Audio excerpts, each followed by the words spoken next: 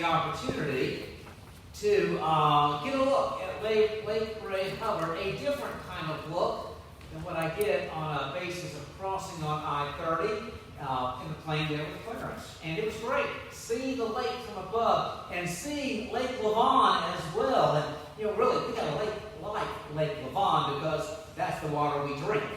Both here and across. Fate is not a member city, but a customer city. And I can tell that when I get my water bill every month. But anyway, so we got Lake Lavon. Say that 3 times fast. But anyway, it was great to see them, and I noticed how they basically just these wide puddles. I mean that in a nice way. They're just kind of big like this. Why I say that is because I grew up, was in North Carolina, near the banks of the Catawba River, which, as it goes down into South Carolina, other rivers flow in, and it changes its name 2 or 3 times before it becomes the Cooper and empties into the Atlantic Ocean. And along the river, there is a network of lakes that are used to generate hydroelectricity. I don't know how much the municipalities depend on it, like we here depend on Lake Ray Hubbard or Lake Lavon. The other ones, it's mainly always used for hydroelectricity. And in this case, the biggest one is Lake Norman. And if you look at the map, you basically see that you take all the rivers and the creeks that flowed into it and just raise the water level. There are all kinds of nooks and crannies, so it's not that sort of big, bowl shape. To me, again, Lake Ray Hubbard, Lake Lavon, to me they're like big bowls, okay? It's more got nooks and crannies, and it's following the creek bed, the river bed, and so you really have to be careful about the depth. And there's a whole system of channel markers going down the lake. I used to sail with my daddy. He sailed, and I was just do what you're told. Yes, sir, okay? But anyway, we would be out there, and of course you had to watch those, especially if you're racing in the summer when the water is low. If you keep your eye on both sides of the markers, you're going to be okay. However, if you're not careful, you can still run aground. You see, if you just watch the markers on your starboard side, on your right side, and you stay clear of that, if you're not careful, you can miss the markers on the left side, the port side, and next thing you know, you're aground over here. You're fine on this side, but you missed it on this side. And to a degree, that is what's happened to the church at Ephesus. They had neglected the markers on one side of the lake of faith. Today I want to give a summary of the church at Ephesus and see what their situation is and see what it means for us. And in the process, hear another story about Tom from Doe Run. You know about Tom. He owns the best auto garage and body shop in 5 counties there in East Texas behind the Pine Curtain. Well, what do we know of the church at Ephesus? It's the first church addressed here in the letter to the 7 churches. And that would make sense because they're the biggest. That, if you're going to send a letter to that area, it's going to go there. It's a port city, 4th city of the empire. It is the gateway to this province of Asia, which later gave its name to the entire continent. But it's the southwest corner of modern-day Turkey. And it's an area I've shared before, a very produced. The farms were good, the harvests were good, the commerce was very busy, a lot going on. It's kind of a metroplex area, I would say, of the day, spread out, but a lot of activity back and forth between the cities, trade, a lot of folks that lived there, different cultures that lived there as empires have risen and fallen over the centuries. And they had a great tourist attraction, the Temple to Artemis. I talked about that earlier, some months ago. The temple is gone, the statue is gone, but how do we know how it looks? Because people bought their tacky tourist reminder. Okay, and that's how, that's statue look like? Just like you go to Paris, you can buy a little tower, Eiffel Tower. You go to New York City, you can buy a little Statue of Liberty. You could buy a little statue of Artemis. And I'm sure they had the ancient equivalent of, my friend went to see the Temple of Artemis, and all I got was this lousy t-shirt. Okay? Some things just haven't changed over the thousands of years. But anyway, that was what the city is, and the letter is gone there. Paul earlier wrote a letter to the Ephesians, and it's believed that it was, of course, meant for Ephesus, but meant for really all those cities in that circuit. In the same way that a letter might be addressed to the church at Dallas, but it's really meaning Mesquite and Garland and Balch Springs and Richardson and Addison and Carrollton and all the other communities in the county and surrounding areas. Timothy, again, you've heard 1 Timothy, 2 Timothy. He later went to Ephesus, and he was the pastor of the churches, and really house churches. So he's overseeing a collection of house churches. And so those letters of advice to a young pastor are to the guy that's serving the church at Ephesus. Now, at this point, this communication to the church there, they are maybe the second or even third generation removed from the founding of the church. And that has its own unique challenges, and we'll address that a little later in the message. But again, these are people that maybe the old people in the church, they're the ones who remember Paul. Or kind of the older middle-aged group. Yeah, I remember when Timothy's that young fellow there. We were once the young adults like Timothy. That's the kind of era. But for the younger folks, that is important, but that is part of the history of the church, more so than their own story of the church. Okay? That's the situation there. Now, in many ways, Ephesus is a strong church. I mean, if there's anything, humanly speaking, close to a perfect church, it's Ephesus. They have solid teaching. They are true in their doctrine. And translation that I used originally in the study, it talks about their toil, perseverance, endurance. You've not grown weary.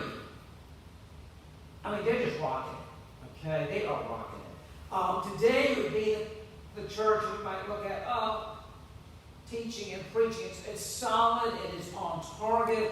They've got good programs for every age group. They've got a solid budget. They have a strong mission at home and abroad. And you ought to see their Christmas program. A church that is the envy of all the others on the outside. And like I said, it's close to perfect as you can imagine. But there is a problem. They have lost their first love.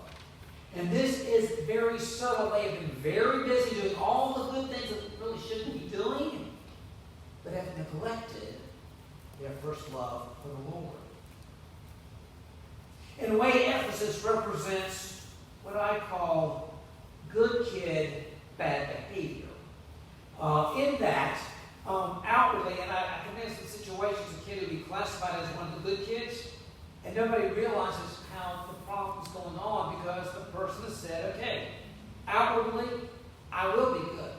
I will do what I'm supposed to do, and I will follow all the rules, and I mean with the Lord saying, okay, I'll show up at church, and I'll go to you. Outside, you got it, I'll behave. But my heart is mine, and I'm turning it away from you. You got the outside, Lord, but I'm going to take over the inside. And I know those who've gone through that season. And again, you don't think they're the ones in trouble, but they are. And that can often lead to problems down the road.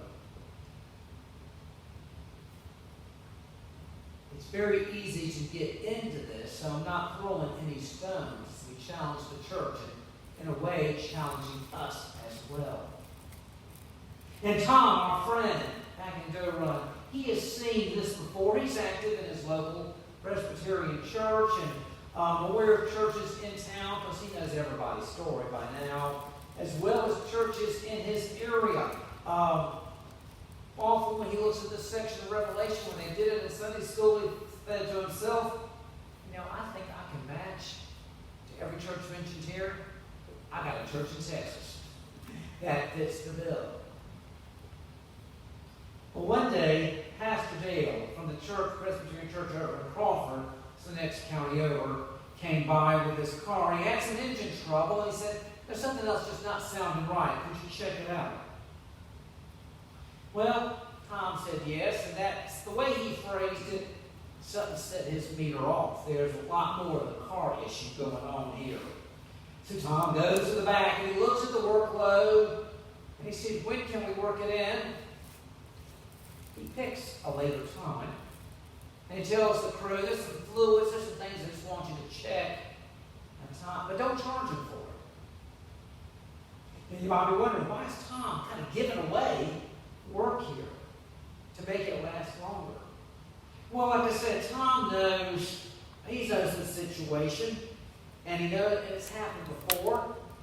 And he also knows that he's done this for pastors, that about within a month, he gets a letter from the Presbyterian Children's Home saying that an anonymous gift has been given in his honor. So in his way of kind of serving Presbyterian homes, he just says, okay, we'll do some work and take some time, but not charge. So he gets it set up and invites Pastor Dale to come back to his office for a moment. Why don't you take a load off your feet? And they're there just catching up until the real issue comes out. And it comes out pretty quick. You see, Pastor Dale is just burned out. The church is one of the biggest donors to the Presbytery. It had a great capital campaign meant to refurbish the Christian Education Building, which needed it because their programs are going so well. They're doing good. They're doing well. The numbers are good. Every Sunday, Pastor Dale leaves the pulpit more tired than when he entered, and it gets worse Sunday after Sunday. Slowly it is wearing him out. Pastor Dale sitting there in the best auto repair and body shop in 5 counties in East Texas, he gets an idea to describe it to Tom. He says, my engine keeps running. I only got a quart of oil. Tom asks, well, what gave your engine oil when you first started out? I remember when you served those years ago, when you served that church on the backside of the county, and that church had some ordinary people, and I should know because I'm kin to several of them. You seem to be doing pretty good then. We had enthusiasm. What was going on back then? And Pastor Dale thinks a little bit and says, well, I prayed a lot. In fact, there were days, especially like a Tuesday, a Wednesday, I'd go to the state park. And I'd go walk for 1 or 2 hours at a time. I had my old Bible with me. Haven't used that one in a while. And sometimes I'd read and reflect and write. And because that day of the week, on the backside of one of those back trails, nobody could hear me, I might even sing a few hymns out loud. Of course, he has to be able to try to make sure nobody heard him say that. That's what it was like. Yes, it was the toughest church I ever served, yet Jesus sure felt near. Well, Tom takes a swallow of his Big Red. That is one of Tom's biggest vices. He loves Big Reds, okay? And he says, well, maybe you need to take a few more walks. You know, that path behind the shop goes down about a quarter mile to a nice little fishing pond. And the path goes all the way around. It's going to take an hour to get your work done here. Why don't you check it out? I got some paperwork to do right now. So Pastor Dale takes a walk, and he starts taking more walks. And a week later, the people at the Presbyterian Children's Home, in their development office, they get another big check, and they have a smile. See, Tom's all